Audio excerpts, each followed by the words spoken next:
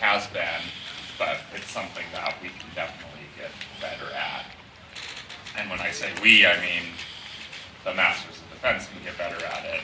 We as members of the Rapier community can get better at it. We as individuals can get better at it. So I think there's a lot of opportunity for improvement in terms of inclusivity, diversity, equity, inclusivity. I'm kind of looking to lump those together. My intention for this conversation is for it to be more of a salon where people can have the floor, talk, rather than a presentation or something along those lines. So I hope people are willing to share and feel comfortable sharing. My main concern is that you speak your truth. So it's up to you to utilize any discretion you feel you need to in speaking your truth, but I'm not going to be censoring anybody or saying that what they're saying is wrong, or that they're saying it in the wrong way. That's not what the space that I want to create here. So with that, I'll open up the floor if anybody wants to share right off the bat. I just want to let you know, I'm only going to video this area, so if you don't want to be on video, you don't have to be. I got a question. Yeah, please. Did anybody do the reading for this section? Sorry. I just got out of college. Yeah, the paper on. Oh, yeah, tore through it. Yeah, took her to, gave it a read over. I was tempted to print it out and bring it, but like it's 40 pages, and I'm just a wee person with one printer. So to clarify, I believe this is psychology and the SCA women. Yes. Right? I was wondering if anybody had the text so we could like how much like if we wanted to reference it. I have read it. Okay. It was a couple weeks ago. Lots happened since then, so I'm not able to recall it. Yeah. Probably to the level that I should be. You're good, yeah. But I was just asking to be like if we wanted to start off with. I think that's a perfect jumping off point. My phone's dead. Yeah, so very recently it was released online. There's a number of resources on Facebook, different groups that focus on women in SCA fencing here. And that paper was released there, I know. It is from reading through it, one woman's experience. That said, she also draws in other kind of. And she has a degree.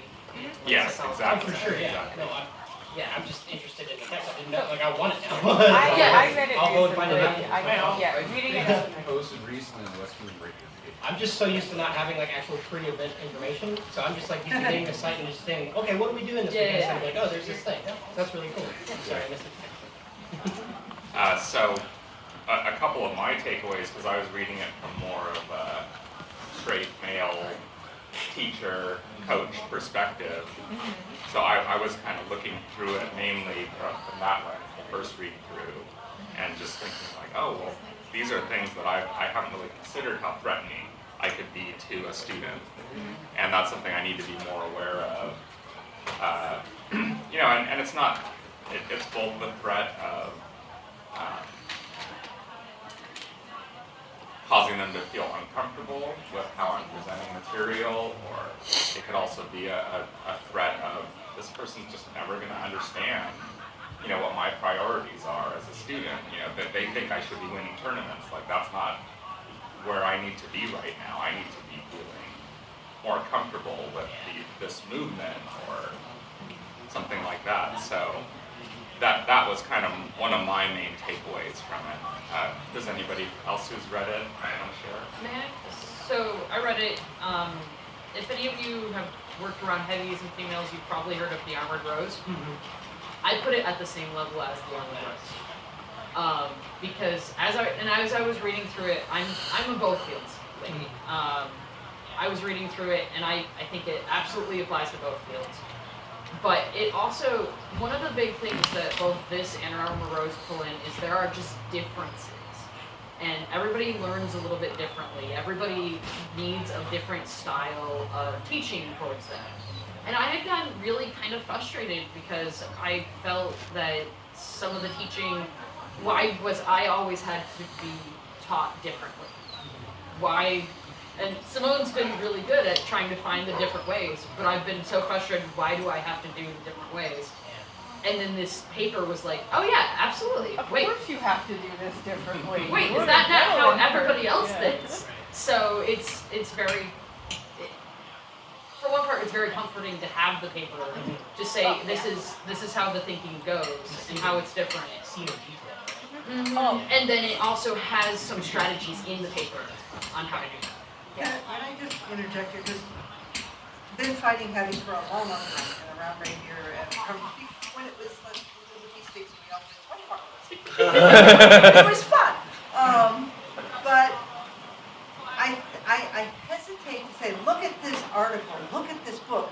This is the way it is. It is no Absolutely. more the way it is than anything else is. If it resonates with you, it is true for you. If it doesn't resonate with you, then something else might. And so when we read these things, which are so critically important, and I also am mundanely a psychologist,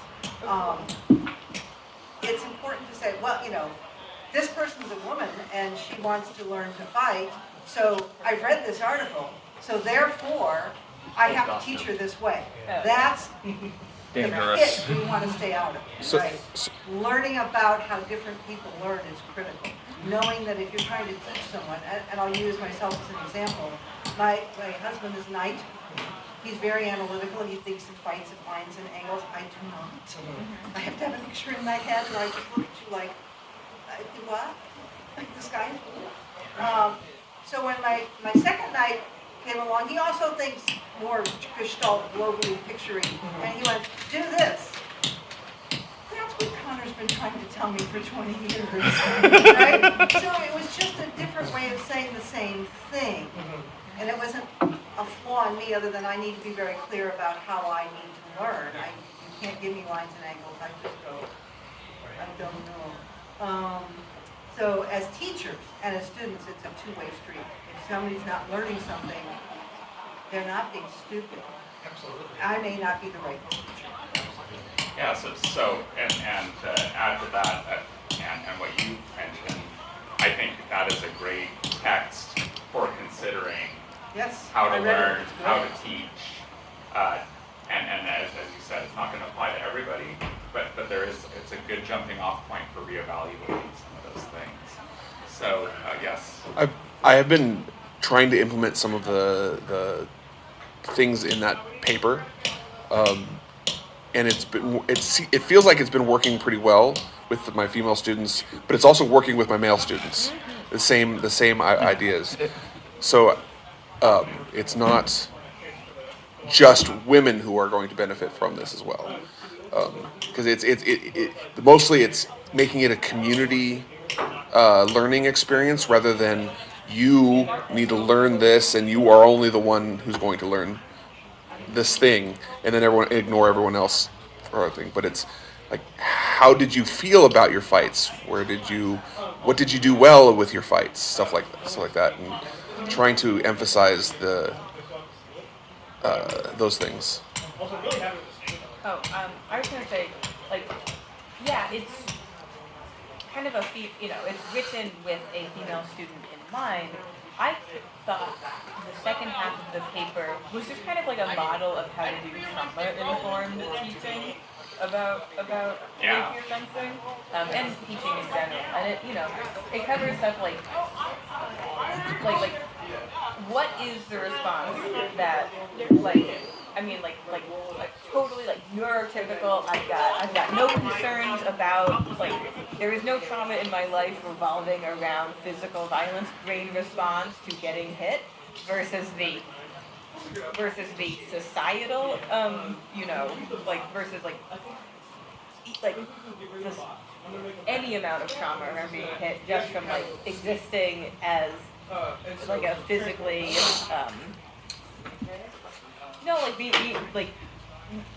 the I don't want to say physically weaker sex. The oh man, in a fight against 90% of dudes. Like, Unfortunately. this guy's a noodle, but he's gonna take me down, you know? It's also a physics thing, and that's something that I noticed was a big derivative of the paper was that while we are humans and we really need to look at this as an equality thing, there are some physics and some learning-based things. I'm 100% an English person, so when you brought Oh up God. that's the only one. As soon as Salon started doing concept stuff, he completely lost me and realized that and immediately said, you're like a numbers and lines person, right? I'm like, yeah, that's how I This work. guy's a zenith, Yeah, man. yeah. It's like, I'm much more mathematical with that stuff, and that's the way I learn. So when I run into teachers that don't teach that way, I don't not like them. I just recognize that's not the way I can learn. It's crummy, but either I have to learn how to learn that way, which would be nice if I really want to learn from someone, or you go the other direction. It's like, well, I have to find another teacher who can teach me that thing that I wanted from the original teacher. Yesterday I was watching Nightshade teach a new non-certified or whatever student, and they were just messing around with a sword, and they had a stick with a boss on it.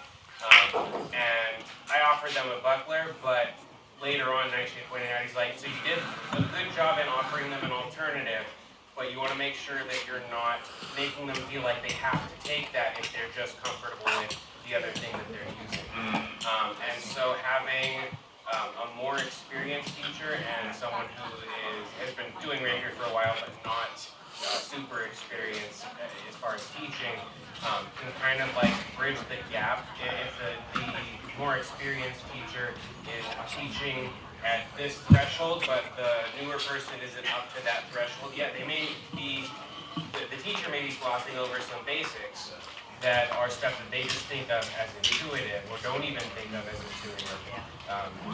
And the other person who has been doing it for a lot less time may have just learned some of those things and have a better way to explain it, but also just keeping in mind that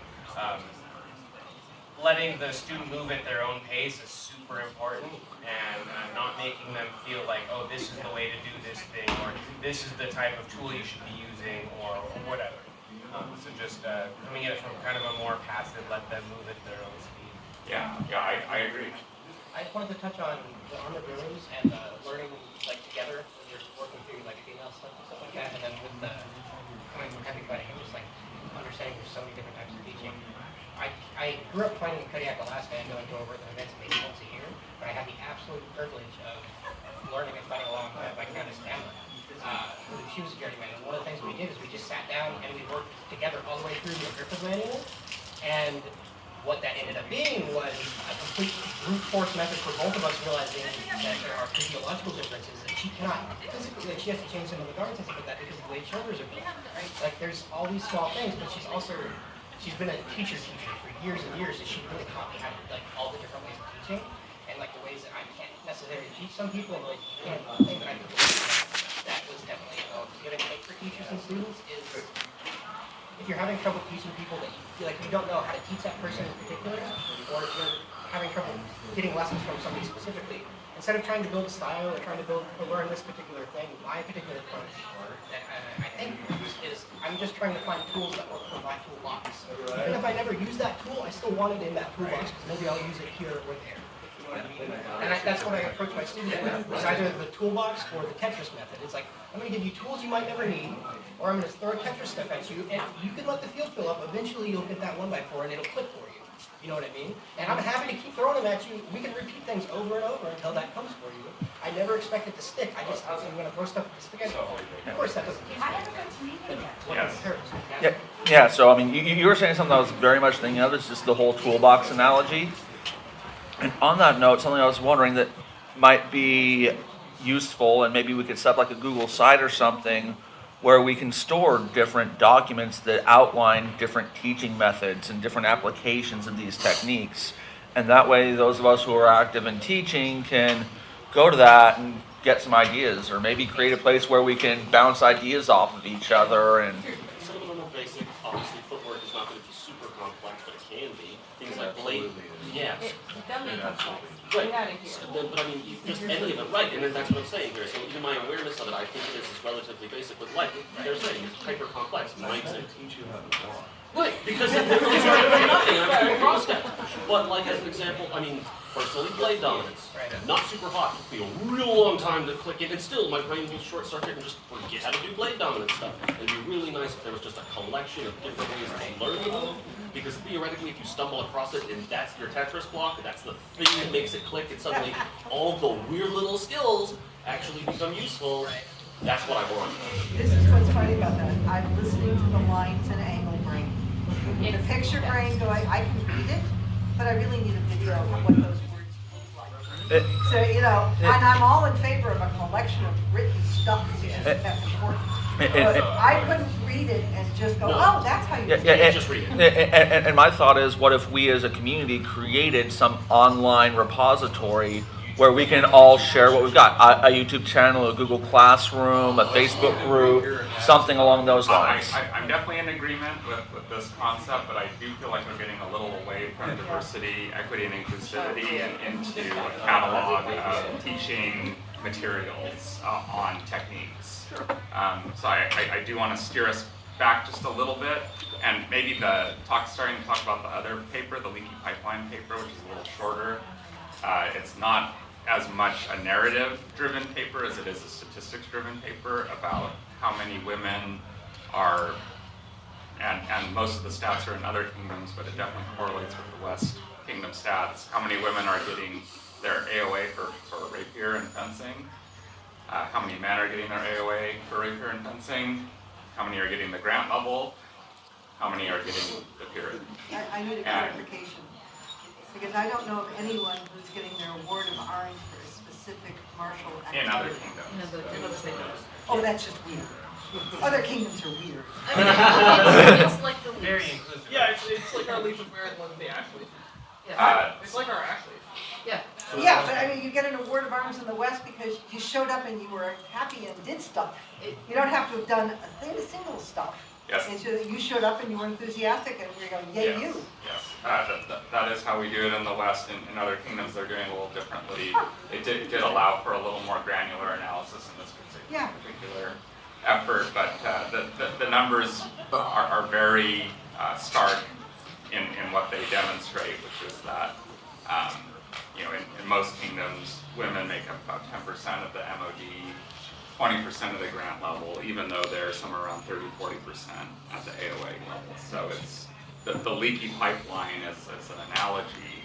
That's basically saying you've got a tube that's supposed to carry all the water from the beginning to the end, but it's leaking along the way, and so only a little bit of the water that you started with is coming out at the end. Now that paper was focused on women, but I want to postulate that we're probably losing other people too, other neuroatypical people, people who don't have the same physical ability as the people who win the tournament. And yes, I was about to say that part of that, and I don't know how this fits in the master standard, is I freely admit the odds of me ever becoming an MOD are about this much. I knew that going in because I'm not a theoretician and I don't have the physical ability to win tournaments. I'm not fast enough. I'm too sick and too old. And those seem to be the things that hit that level. This is not to say that I'm not having a great deal of fun. I recalibrated my ambitions. My goal is to make sure that at every tournament I discomfit at least one MOD. With something new or something unusual or just being more of a pain in the ass than they expected. But it's something to consider both in terms of why the pipeline is leaking and whether, this is a weird way of phrasing it, how much of a problem is that? Is the goal to get to the end of the pipeline, or is it partially that some people are having fun halfway along the line and just go, this is where I am? But why are so many women having fun halfway through the pipeline and just not making it? Let's just hypothetically say, for argument's sake, that there's there's less women in the SCA, but some of them want to become moms. Man, there aren't a lot of women becoming moms, though. And they want it as much as a guy wants to be a mom. So maybe, and this is, because I agree, it is a problem. If we have X who want to get to that goal, and we need to promote the idea that it is okay, and it's more than okay, to show up and do an activity and just have fun. Yeah. And to not have that as your goal is okay. Yeah. Because that's how we get more people having fun and doing it. But what is preventing that X group from getting there when they want to? I think you were first and then you. Yeah, so a couple of things, like, I think there's a question that also needs to be answered, like, with the mod, like, is it necessary to be somebody who is able to win or have at least like a very good chance of winning every single tournament you walk into? Or is it good to be an is like having the mod somebody who's a good teacher, somebody who's there that you can rely on, that can espouse the like being the pure like qualities, even though like, because I'm from I play primarily on tier and in Glendufen specifically, where we have about, at least when I was there, we had about like a 50-50 split between women and men. And even then, like, one of the provosts up there is somebody who is... Super quick. When you say provost, you mean provost or this one? Sorry. Are you talking Cadet? about mods cadet? Mods cadet. Thank you. Yes, No sorry. It's okay. I'm like ancient, that's all. No. It's a West Kingdom thing due to the guild defense.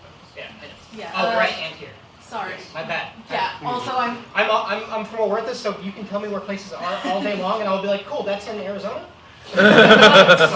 Dwarvish. What were you saying? Continue. But yeah, so specifically, like one of them that I know that's amazing and will, in all likelihood, knock on wood, end up as mod. Like she's technically like physically disabled. She's been battling health issues, but she holds the pure like qualities. She shows up. She is able to teach well, and is able to be basically a pillar of the community. So why? Because she might not be able to actually actively fight because of her disability, why should she be blocked off from one of the like highest honors for Rapier when she's still a massive part of the community? Good. Excellent point. You were next, I believe. So, going back to the leaky pipeline thing, we actually have to look at statistics, and they actually ran the statistical numbers on this, start to finish. Because that's something that is actually open to discussion out here. Start to mod, male fighter, start to mod, female fighter, and realistically we can actually put start to mod in this, and they didn't run the numbers on this because they're actually really tiny, is our POC communities. We actually don't have enough to run this on our POC communities. But this is where the difference is, and the conversation gets shut down, and I will just point it out, by saying, well, what if you don't want to go all the way? Well, cool, there's statistical numbers for the guys in there too. There is a huge difference between start to finish time on this, and it becomes bigger and bigger, and it's actually, there's a disservice we do by saying, well, but I don't want to go all the way. Cool, great, you're actually part of that statistical pool in the first part, in there again. So to keep this conversation go, oh my god, I love you so hard. Helga? Yes? My point was simply that we run the risk of someone hearing that if you don't want to be a mod, just go someplace else. So we have to keep promoting the idea. It's okay to come and have fun at the level you want to have fun at. So, but within the DEI communities and conversations, we need to say, yes, we understand there will be people that do not wish to seek this that are in the statistical pool. Yes. And that's how we continue to have this conversation without the gap butts coming up. And so the people that want to be in whichever pool they choose to end on, it's fine. But that's how we keep this conversation going forward. So I'm just actually pointing out software because this happens in the heavy fighting community all the time. Yeah, absolutely. And so just If you to are bring that up when you're having this a female fighter with a toddler, Yes, I believe you were life next. gets interesting. So if people are coming and showing up and having fun, and it is a pipeline, and they're active in the community, and they're learning and teaching and participating, wouldn't the other water in the pipeline carry them on? Like, not everyone is aspiring to be a mod, but if you're part of the community and being active in teaching and helping, aren't you, and espousing obviously peer-like qualities, what's to say like, oh, this person wasn't looking to be a mod, but they're doing everything, and at whatever level that eventually wouldn't they also become a mod at the same rate? Well, that's the part that we're talking about. Yeah, well, and I believe you're next. Sorry. So I think we're getting off track a little bit. Part of what we're getting to is what is the measure of a mod? What is the measure for each of these waypoints? And then there was another question I had. What are the structural issues in the way of having everyone get to those waypoints? So here is kind of where I come to in this, and it's resonating with what I'm hearing. Okay, and it's this concept of meaningful competition or meaningful participation, right? We can say everybody is welcome, it doesn't matter your neurodiversity, your gender, your ethnicity, race, all that, but you'll never win a tournament, you'll never get an award, but you can come and you can do your thing and have fun, just so we're saying we don't exclude you. Well, that's not meaningful participation, that's not meaningful competition. For some people, the meaningful participation in competition is I can become an MOD. That is a path that I can follow, and it doesn't matter what my disability is. It doesn't matter what the culture says about me in whatever weird state the culture's in. That is what is meaningful for me. Another person may have a different thing that makes it meaningful for them, and that they really want to get out of it. And what I think the goal is here, not today, but here in the West Rapier community, is to create a place where people can show up, and if they want to comply with the rules of the SCA right here, or help modify those rules as needed, then they can find that meaning in their effort. Are we sticking with purely the Rapier community on this topic? I think there's a lot to talk about just from that lens. Okay. Definitely, if you have experience from other, from the heavy or from sport fencing or some other martial art, feel free to interject that, but let's at least try to keep it as applicable to that. I think we're kind of dancing around a bit of a paradox, because one of the things that we also kind of really hammer home when we go into these tournaments is don't go to throw it, don't go to kind of half, for a black and better term, half-ass it. Go play to win, but don't play unchivalrously, don't play poorly, don't, I'm just going to try, and it's a person that's way better than me, I'm not going to really try, because I know I'm just going to get steamrolled. We don't really ever think of it that way, which is paradoxical to the whole I'm just going to have fun and have a good time thing. It's very hard to balance those two in some people's heads. I don't think so as a I've quote. got a hard time Certain balancing people have trouble putting those two together. What I'm saying though is if my goal is to go out and do my best and have a good time doing it, then I may or may not win, but that's not the point. If I get past your weight and I kill you, but it was like some little weird fluke and not a measure of my skill, I am not going to feel good about that win. And I may say, no, I don't want to win that way. Get off. But it's, I lost track where I was going. I believe it's you and then you. So there's being a member of chivalry that I was not on this path. We were talking about, you were talking about just having fun, doing their own thing, and could they become a mod like in our case, in my case. I was not looking to become chivalry. I was not even on my wheelhouse. Stop putting so much hate on everybody's body. It was people conspiring. The more joy and more fun you have, the more we see it, the more that they saw it in me, that I didn't even know this was going to happen, and it happened.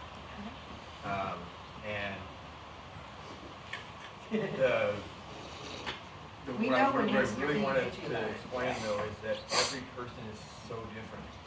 You're so different, and so we can't really put a label on what a person should or should not do. But we should be receptive to say, is that what you want to do? Is that what you want to do? Yeah, great, let's do it. We'll help you. Sorry, you were next, and then. I lost my point, so they can go ahead. Okay. So, focusing on the Rapier community, and again, back to the topic of gender minorities and minorities. We're all talking about positive aspects, not the barriers we are taught and perceive other people should have. You know how many times I've been told I should cry because I'm a woman? Yeah. Oh shit, I've never cried in armor. Like, I broke my meniscus, like, snapped my meniscus in armor, didn't cry. Like, so, but that's the thing is, when we're talking about these barriers to entry, we actually need to talk about the barriers, not our love of the game. And the barriers to entry are, you're too small. You're female. Your body moves differently than mine. It's actually, the differences between the male and female body are very, very minute, actually. And the bigger barrier we have is height, not gender at all. And this is why I have a giant soapbox in this one. But, so I think that in these conversations, it's actually really key to talk about the idea that we need to ID what barriers we are teaching each other to embody and then overcome to be seen as worthy. Yeah.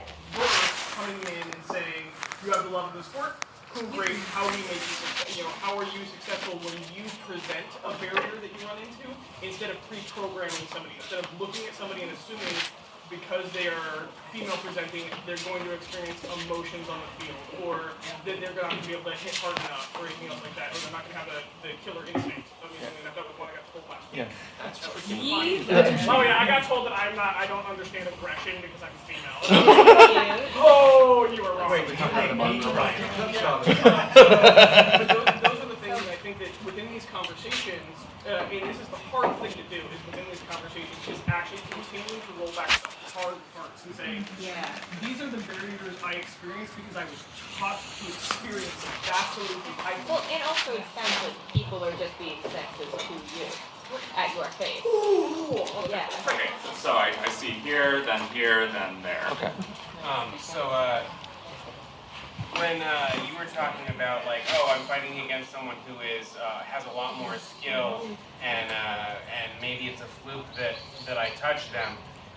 That's actually something Nightshade and I were talking about yesterday. And he's like, when I'm teaching a total newbie who doesn't have the foundation, and they do something that I would never expect Torah or Thorn to do, because Torah and Thorn are experts and this person isn't. It's just that I was thinking inside the box too much. If I'm expecting someone to come from a certain level of skill and only do things from a manual or some manuals, and because of that box I was in, I didn't see what they were doing and block it, that's on me. So if I touch someone and it's a fluke, I feel good about it because they were thinking too much inside of the box. I wasn't clear. I was thinking like maybe my opponent stumbled slightly. Okay. And that's not how I want to win a fight. That's me personally. Yes, In heavy, we call it the new fighter reinventing the three-part combination. Yes, over here. Just how you mentioned gender minorities. I think that's also an important aspect to talk about because, like, with a lot of these conversations, it's immediately put into men and women. Well, I am a non-binary trans guy. I came here to rep the Everybody non-binary calls me people in lady. this That's community not too. really what I am in any sense, like, whatsoever. But people always try to shove me in boxes, and I left the SCA for like 6 months to a year just because I got so fucking tired of people like being like, oh, I'm not going to even bother learning your pronouns. Oh, I'm not going to even bother really dealing with you because you make me uncomfortable, or I don't like that. And that's also an aspect of the leaky pipeline that a lot of people don't think I about. just want to punch something for you. Yeah. Oh, he's been punched many times, so don't feel too bad about it. No, I don't feel bad about that too. Yeah, it's like that's something I've had a lot, and has what sort of like has put a barrier in my place is that like because I don't have those good relationships, because I have to keep hopping in and out of the SCA, like I might be good friends with a mod up in on tier, but there's no way I'm ever gonna end up as a student and ever get like closer to the track of being a mod, even though I would love to have that honor eventually. It's never going to happen for me because I won't ever make those meaningful relationships that only come after 10 years of being consistently in the game. So I think we're here, Yeah. here, and then there. So, And then you. so I wanted to come back to the comments of this lady. What was your name again? I'm Helga. Helga? Yes. Yeah, so your comment about identifying barriers and trying to identify prejudice barriers. The thought that came to my mind on that is that I think a lot of that comes to we as teachers of this particular game need to identify our barriers and find a way to objectively identify what barriers someone might come against. So like if this individual here has issues with being discriminated against or looked down on being non-binary trans, it's like, oh, we need to be an advocate for that person. We need to defend that person with our words and our actions every bit as much as our blades, in addition to simply teaching. Excellent point, Galen. Never mind. Over here, Brandon. I wanted to jump in about the beginning of the pipeline maybe, in just ways that I've addressed it somewhat in the past with students. One of the things, going up to places, can be talking is like the circle of knowledge, just looking at fundamentals and stuff like that. If you have 2 fights before you fight somebody, if you're just watching your footwork or something like that, maybe you can learn something from it. So one of the ways that we've adapted, because we used to teach 5 years of different high school students, basically. And it was not, the pipeline for that circumstance is not from beginning to mod, but it is from beginning to keeping them interested if they're actually interested and not trailing them along the way, you know, so we can create students again. So what we would do is we would employ that circle of knowledge and we would just work with each individual student and let them pick, what would you like to work on this quarter? Or what would you like to work on this practice? What do you think you'd like to work on? And then from there, just watch footwork on practice. And at the end, let's talk about footwork. You know what I mean? Just make it a little bit more focused on stuff like that. It's not going to address the big barrier stuff, but it's one of the ways that I've had, because I've had so many students, one of the ways that I can approach all of them being only one skill style to teach in is to work with them up front and make sure they know it's a practice. And it's not just, okay, I'm going to teach you this. What do you feel like you need to work this week? You know what I mean? Or what do you think, if you're coming to agreement, because Lex is one of my students, it's like, what do you think you need to work on specifically, Lex? And she's like, I'm not blocking low and I just need to be comfortable with my stuff. So I gave her a couple of diamond drill stuff and then the rest of it was all just, you know, don't lose the fight before you get in there and don't diminish yourself before you're on the field, basically, which is one of the big things. Okay. But Chris, I think it was you, and then Yvonne, and then Suki, and then. So just to put it out there, from what I'm hearing on different areas in terms of the aspect of practicing Rapier to become a mod, or even the perspective of reaching that level, we as Western Mod need to do a better job on putting out what it is individually, let alone collectively, on what it means to be. Because personally,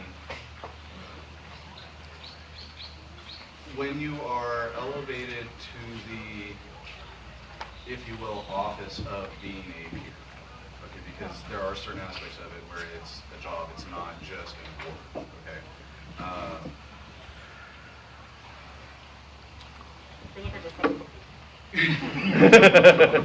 I guess where I'm going with it ultimately is there seems to be a lot of perspectives on how to get to that point that I think are rougher on the individual than what it actually is in reality.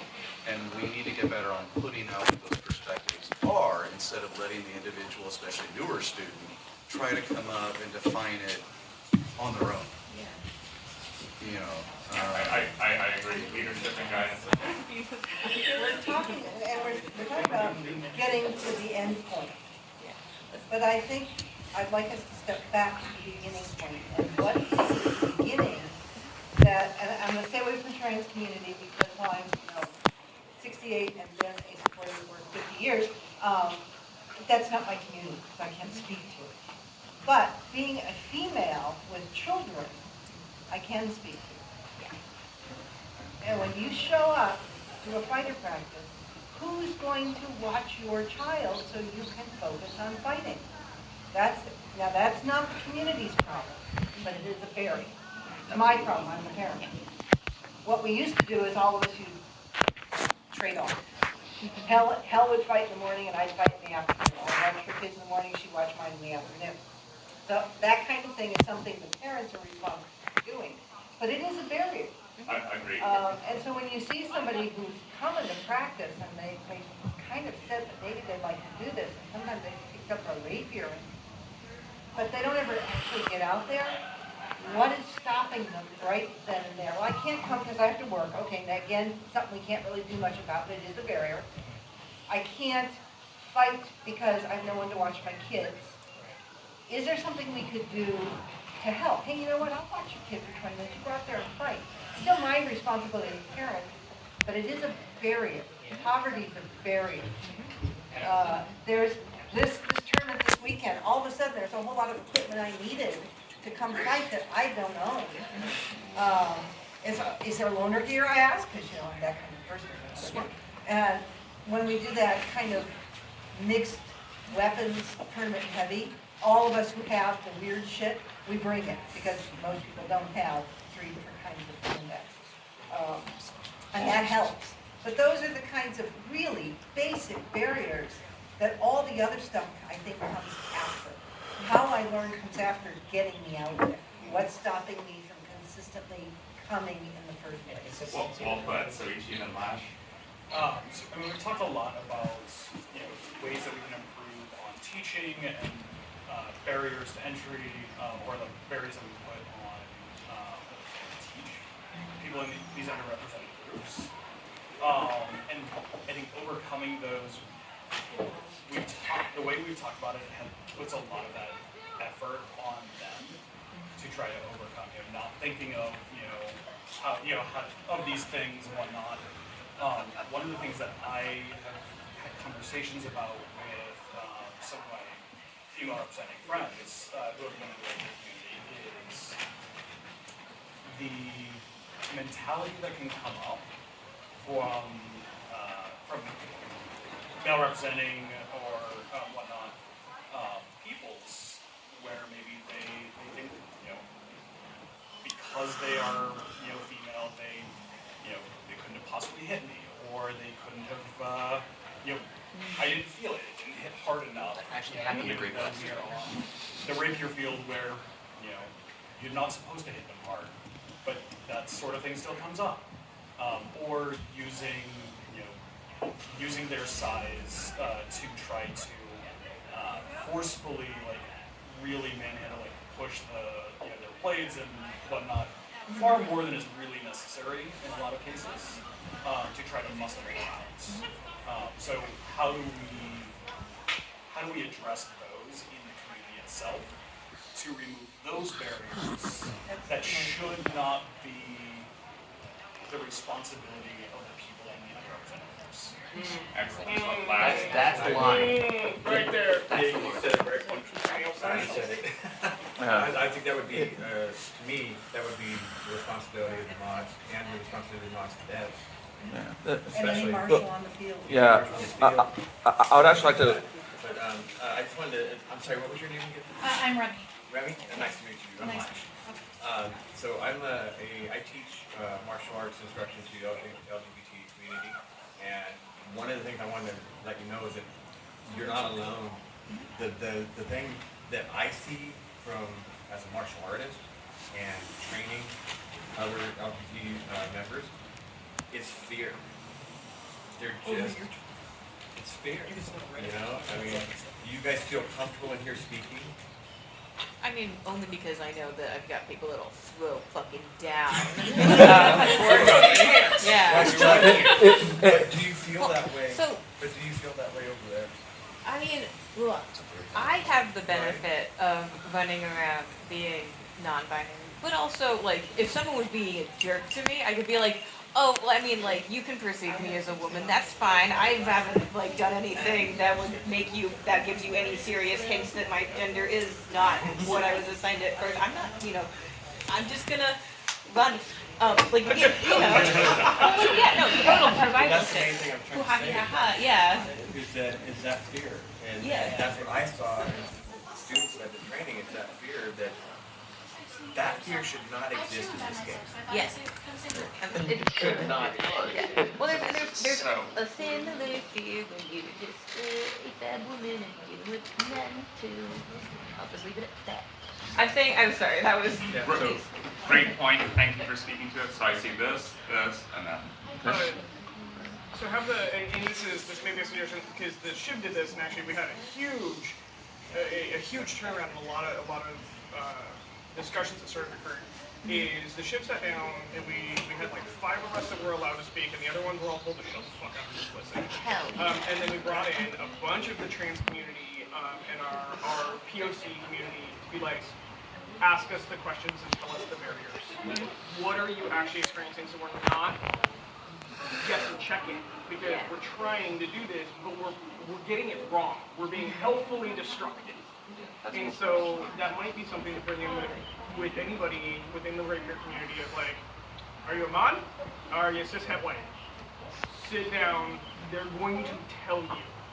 And it needs to be an okay conversation to happen. And one of the things that we offered was people that were bold enough to speak could also have questions just handed to them, because some people were really worried about signing their names to the questions. So we gave them the ability to bring us anonymous questions or anonymous commentary about things, and we're just like, nope, we're here to listen and really, really try to give your community voice so we can better ourselves to feed the community better. And we had a great turnaround. Like, it was a really nuts turnaround, because a bunch of the knights were like, oh, I have this bias. Oh, oh, my little hero, Toby. Shit. And so with that, one of the things that I wanted to actually present to the two of you here is, you're worried about making connections within the SCA so you can have that meaningful connection with the mod. Would a program where you kind of have like a buddy system, where you're like, hey, so like the mods this week or at this event, come hang out with this mod and get to just have a beer with them, or if you don't drink, have a drink with them, and so you can start helping make those connections. But I understand that that's also very intimidating. That's putting the onus on you guys to reach out into the connection, and that is incredibly dangerous and already a very pressured community. But how could we, especially in the Rapier community, and I'm going to totally steal this from the heavy community too. By the way, hashtag stealing all this. Is how can we, for your community, give better access to those relationships you want to build if you feel like you can't. Because that's how we start fixing part of the leaky pipeline, is by making it so the relationships are accessible. I've got a comment on that. You were next, and then, sorry. Oh, you're good. I want to address your point about mod standards, a certain set of mod exemplars, because there is somebody. Those of you who are at my local practice will know who I'm talking about, and I apologize. There is someone at my local practice who I consider an exemplar of what I would like to be in the SCA. And I have been told repeatedly by this person they are not a mod, they don't particularly expect to be a mod, but they're what I hope to be. And I suspect I know what doesn't make them one, but that establishes a limit. And I'm trying to be vague, and I will happily speak more clearly in private if I don't want to embarrass them. It's just the establishes a limit for a second. That's all I can say. Oh, it's that if I can't, if I do as well as they do and all the things they do well, and they are not a mod, therefore I will not be. You don't need to measure yourself to anybody else. That was a logical conclusion. There is that's an implied standard. That's what I'm saying. Sure. A clearer standard. That's why we need to define it so that everyone doesn't have to come up with that on their own. Because the barrier's built in. I'm agreeing with you. But it is also the logical conclusion to draw, even if it isn't. Yeah, it's not the right thing to do, but it's a completely human thing to do. Absolutely. Thank you. Thank you for sharing your honest perception. I appreciate it. I have a very, very close friend of many years who is deaf, and we actually have only touched on this a little bit so far, but those of different physical ability beyond just minor strength. If you went to the weight gym for a year and you suddenly got more athletic kind of thing, where you're physically unable to walk, or my good friend is deaf. Imagine trying to talk about shots while you're both wearing rapier helms. Yeah, it's not going to freaking work. I mean, he's 90% deaf and only 60% deaf with his hearing aids in. I read a paper on about 6 months ago about someone who had studied, from a psychology point of view, working with teaching people fencing, and actually had to modify the ASL language in order to teach the other things that, because otherwise we're spelling everything out, and that's going to take freaking forever. And you can't exactly train someone without a hood on or a lid on. It's just, at a certain point, someone's going to get stabbed in the face, and no one wants that. So sorry, you got skipped over. Not a worry. Mine was kind of more of a side point. Kind of dovetails off of what Rupert was was commenting about how he finds his example from someone who's not a mod. And my real hope is that we can look beyond just simply the white collar for the people who are going to be champions of these unrepresented communities. If I may, because I sense the conversation heading in a direction that I wanted to speak to, I'd like to jump in here. So one of the things that has been rolling around in my head, and I've been sharing in private conversations, is the idea of a competition that is not a tournament. It is a competition that could span perhaps an entire season, or year, and that would incorporate competitive objectives that are not based on the traditional athletic male criteria. So these would be things like describe your ideal kit.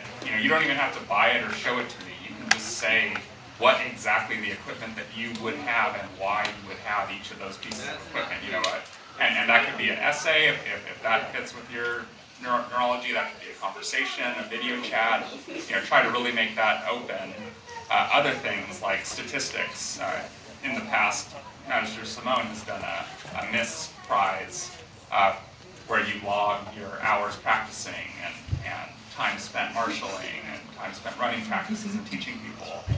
So incorporating a lot of different criteria that is not necessarily what we see when all we look at is the finals of a tournament, into something that is perhaps the highest prize that we can award in the Rapier community. But make it something where everybody truly feels like they have a chance to win this, no matter their ability, disability, or other barriers. I just had a weird idea I want to run alongside with that. Would be for the mods to be challenged to see how many people they can personally contact and have personal discussions with, and log it in their book to see how many people you can talk to. Not forcibly or willing, but just people you can talk to. Not pinning them I'm into sorry. I like your idea of that forcibly talking to people. You talk to me now. I am a weaponized extrovert. That's a great term. I am. So, but it would be a cool challenge for the mods to see how many people they can get in their books. Like they did this challenge for how many in Parsec community, how many of the unbelts can get how many nights in their list. Well, how could change that over? Like no. It's how many nights get the unbelts in their book. I'm saying here and then there. Yeah, I have to go, I think, to the Pelican meeting, but I just Oh, want did to they call put, it open meeting? I think so, I've been watching I didn't hear in it person. on the No, but they're starting to. That sounds fantastic, and I'm gonna put a giant butt in. Except when you don't live in the middle of it. Yeah. And the closest other people, no, we're Then talking it would be about on you guys the to go number of there. people you fight, and the number of people you do this, the number of people you do that. If it's face-to-face contact and you're 150 miles from the next Well, person, that's a barrier too. I didn't That's say something number we're of talking people you about. fight. I said how much time you spent practicing. What if you're the only person who's interested in Rapier in your group and the other people are 100? Practice We solo. forget that we are this kingdom Drill. is huge geographically. And that's just another barrier we haven't talked about. But I agree. It's all about reducing barriers and awarding Yeah. to the people who are perfecting the art. So when I hear Yeah, things like that, that what being comes into our my highest brain goal. is, well, there's another thing I'm being left out of because I live so far away. Yeah, but again, So we making don't wanna do it that. clear that, even in that situation, Yeah. there are metrics that you. Yeah, and I think it's a grand idea. It just brought up another, oh yeah, distance is a barrier. Which I gotta go. Thank you, love. Here, Paul. in particular when it comes to practice. Sorry, I think it's back there and then Yeah. up here. I would like to circle back to the thing we started talking about earlier about welcoming trans and non-binary people and LGBTQ people and just visibly diverse people and just getting and we started talking about like, well, how do we get mods into that community? What community? I am asking for like a actual sincere and like I love mods. You guys are great. You guys are killing it. You guys are awesome. I don't need the mod to be the central part of my of my experience in the SCA, I definitely don't need a mod to be the central part of my, like, if we're gonna have an LGBT community. I mean, like, God, please let's get a openly queer mod, please God soon. Let it be me, kidding. Challenge accepted. Only a little kidding. Yeah, not kidding. I'm gonna Val first. But anyway. It also shouldn't be a checklist though. We should be like, all right, so now we have a mod that's a person of color. All right, now we have someone that's LGBT. Like, that doesn't work either. That gets really gross all really fast and completely defeats the Yeah, purpose. but anyway, like, actually giving people the ability to form up a community. Because, like, I went into another non-binary person this tournament, and we were just introducing each other, and we were like, oh, hey, I'm Corby, I use they, them pronouns. Oh my God, I use they, them pronouns! But that's how it is every time. You're just like, oh, yes, another person. Do you know anybody else here? No. Golden Retriever back. Yes. Well, That's because we are so freaking starved for an actual community. And there's safety in numbers. And there is, like, you would have, maybe if there was a strong backing where there was a lot of visibly queer people and we were not literally afraid to just exist, you or other people would not get forced out of the community because you would have a place to fall back to.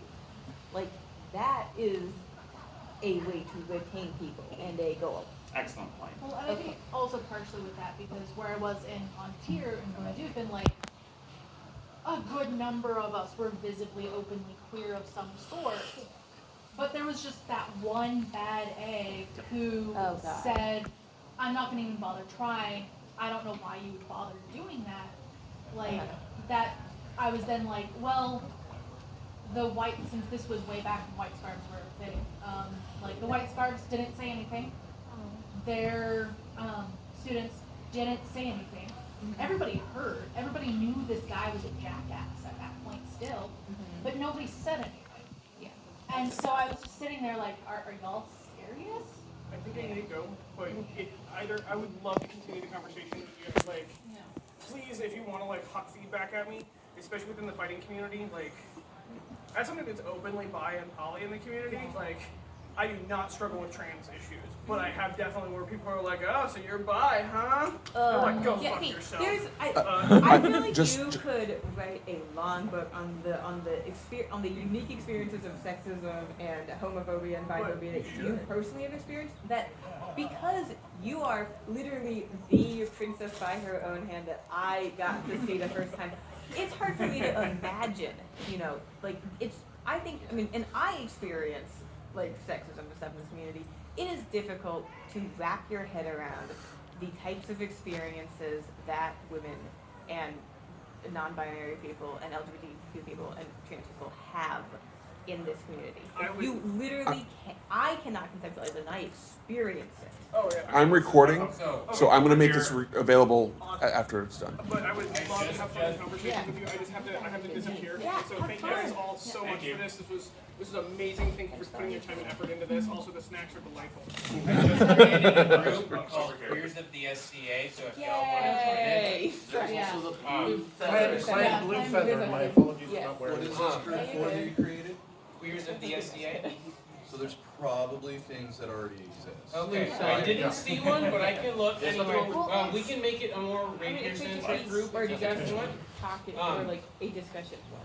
But basically, one thing that they've tried, and it was a little, because the camps are so stretched out at this particular event, we have been flying the Inclusivity flag at like the Black Guard camp and some of the other camps to make it known that it's a safe space. But the goal is to make it so you can obviously see, oh, this is a safe space, you're welcome here.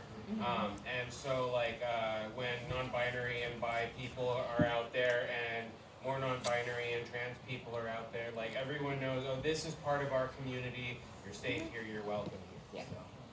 So the SCA has claimed blue feather. It'd be best if we can keep it all under one symbol. That works. But as far as like a discussion forum spot, There's a Are they on? Facebook Okay, cool. Yeah, I was gonna say, there's My people friends Facebook. are not very huge, I cannot tell you what they do on Facebook. So. All right, so I feel like we've covered a lot of things. We're probably a little over the hour mark at this point. Yeah. Okay, we're right at the hour mark. How's everybody feeling at this point? To interject real quick is that I'm learning. I have my wife's LGBT. She did not tell me she was LGBT until we got married, and I didn't understand it. So I went to school and I learned. And I had a lot of prejudices. I had a lot of stuff that I grew up with, and so I'm still learning. So be patient with me if you can. If not, then tell me you're screwing up, Lash. Everybody, please come to me and say if I screw up or something. Or come to me and I'll tell them you screwed Yeah, up. that's and but if you guys can see this, I'm gonna stand up on my pulpit. If you guys see somebody wearing one of these, right? You can go to that person, their black company. You can absolutely go to that person for free. You come to our camp. I know it's hard to interact with people. Just come interact. Stand outside the camp and look inside the camp. We will come get you. Aww. Same offer for I don't know if you Smiling want Eyes, us and to we're do gonna that. make sure to flag the flag, because But we we know, will. but we're just gonna put the flag out just so people know that the Smiling Eyes campus is inclusive of who we actually are. But anybody you see wearing one of these, absolutely the same offer. Yeah, and to Lash's point, hey, I'll jump under the bus and say, I'm well aware I've had every single advantage to get to this or to get to the tournament finals or whatever. I've had economic advantages, physical advantages. I'm neurotypical. It's easy for me to operate and succeed in this world, and I feel that is my place to throw that door much wider open. So that it's not just this one narrow band that was defined before our culture even existed, back in the Greek and Roman times. I'm kind of like the same way. I feel like that I've actually interjected myself where I shouldn't have, because I feel so strongly about it now, about helping you and being an ally and being a protector, that I overstep myself a lot of the times because I'm a weaponized extrovert. You have to listen to those that. Yeah, exactly. So That's what I want. I'm agreeing with you, Lash. Yeah. There's education that needs to happen, and it's a long road, as you said, and the effort needs to be redirected, perhaps from what I've been doing to what I need to be doing more of. Do we want to sort of start wrapping up now? Is that okay? Has everybody had a chance to say what they came here to say? And I'm not trying to pick anybody out, but I just want to make sure that nobody felt like, oh, well, so-and-so did all the talking, or... You made sure of that, dude. Yeah. Great job hosting. Okay. Thank you. Great. Well, then I'm okay. We got something. Actually, there is one thing that I came here, and again, I'm not casting aspersions or asparagus on any current tournament directors. Please speak the truth. I just wanted to, sorry, it is difficult to articulate it quickly. You're good. I'm not in a position, especially right now, but haven't been for some time, in a position to fight a full round-robin tournament. For health reasons, health and endurance. So I'm working on the endurance, the health, that's its own problem. It's something it is something I would raise as an issue for people who are designing tournaments. And especially on behalf of the poor list folk. Because I have had to drop out of tournaments that I went to not realizing they were round robin, and knowing that would exceed my fight limit for the day, and suddenly, or even worse, trying to make it and then failing halfway through and leaving a bunch of people with unbalanced scores. Just something to consider when you're putting together a tournament. What again, some of the less visible members of the community can or can't necessarily do. I try and be careful what I enter. It's just something to toss out. Well stated. Ableism, definitely an issue. And then Perceived here. expectations. This is another perfect example, and we've talked a little bit about that just specifically you brought up. At no point in time is it ever a problem for anybody to withdraw for any reason. always, especially if you're concerned about throwing the numbers off, Yeah. we can get a Wi-Fi. It is not a big, and for any reason, if someone needs to step out, no harm, no foul, as long as you enjoy yourself. I've done it. And if someone gives you shit, you come find us. Yeah. That's really what it comes down to. Halfway through the tournament, and the tendonitis really happens. So I think here and then there. So, See you later. to go off of that, there are a lot of formats for tournaments, and Western Double tends to be a lot of them. But things like Mad Dogs, I know that's my style, and it doesn't get done very often. And it would be exactly the opposite of what you need. But for some of our newer fighters, it might be what they need.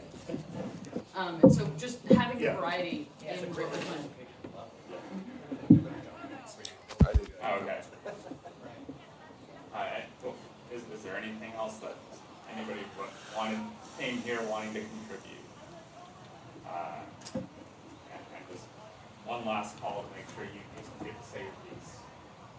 I just wanted to thank you guys for like putting out the effort, because this is something that doesn't always happen, and it's nice to know that people at the top, so to speak, are actually putting out an active ear and listening and trying to make things happen more better. Is there a way we could do this like annually or like? Well, I'm happy to commit. Definitely make this a continuing conversation. Yeah, I think it needs to be. I think it needs to be, exactly, and I will commit right now to doing this in June Craft. Find some other, find the upcoming events and go. Is- let's find- Is it going to be like every crown or just? Well, I will commit to doing it at June Crown. I'm hoping other people will also say I can do this too, and we can empower them to do that as well. Yes, I would also like to apologize, I was on the roster, was supposed to be here, and they changed the schedule, and I had to go do my work over there, and I got to do some good work over there. Thank you. I'm happy about that. Thank you. But yeah, no, I'm here, you can come to me with anything. You know, the house that you're from, I'm doing the same thing. I can endorse the black company people there that are hospitable, honorable, and they help you. Even though this one you're sitting ahead too much. And also should come out and play on our field. That was the other thing I was gonna be asking, if they're even fighting today, I'm more than happy to jump in. At this point, I'm not sure, I don't think we're too far forward after their last meeting. Well, one more point of business. Thank you, Marin. Thank you. Thank you. We love you. Yeah, this is my partner Marin, and so she's been a big help in getting this organized and making sure it happens. So, and thank you all of you for coming and being willing to share. I really appreciate it. And drink more tea, like take some Yeah. to go. Feel free to keep hanging out, but I think I'm gonna take myself down a level and stop posting at this point. Thank you for making sure that this still happens. And I will say, if we want to do a rotating facilitation, I will throw my name in the hat to conduct one of these. Facebook Rapier page is great for coordination. Fantastic. Easy to use. Well, with that, I'll leave you to it. Just continue to enjoy the snacks and each other's company. That's right. I'm gonna take a quick break.